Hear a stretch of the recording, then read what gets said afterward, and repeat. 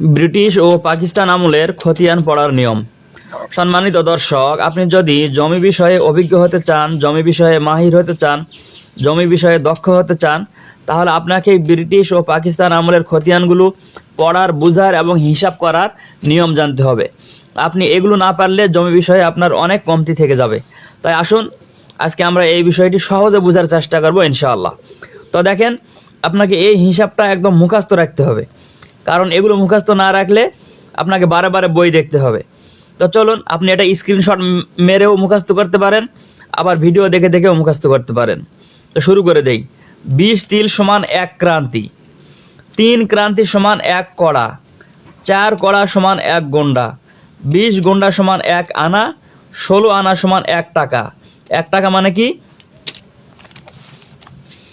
1 টাকা মানে হচ্ছে খতিয়ানের মোট জমি। খতিয়ানের মোট জমিকে, পুরা জমিকে, সেটা 1 শতক হলেও 1 টাকা বলা হবে, 100 শতক হলেও 1 টাকা বলা হবে, 1000 শতক হলেও 1 টাকা বলা হবে। অর্থাৎ খতিয়ানের টোটাল যে জমিটা থাকবে সেই জমিটাকে 1 টাকা বলা হবে। তাহলে বুঝতে পারছেন যে 1 টাকা মানে কি। এখন এই টাকা এবং আনা এটা নিচে থাকলেও এই আনা খতিয়ানে যখন লেখা হবে, আনাটাকেই সবার আগে লেখা হবে, টাকা লেখা হবে না। কারণ টাকা তো সব শেষে হিসাব করে যেটা হবে সেটা হবে টাকা। বুঝতে পারছেন তো? তাহলে টাকা কিভাবে লেখা হবে? টাকা লেখাটা একদম সহজ।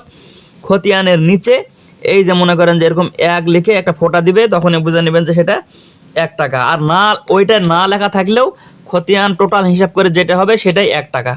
তো আমরা বুঝে গেলাম 1 টাকার বিষয়টা। এখন বাকি থাকলো আনা।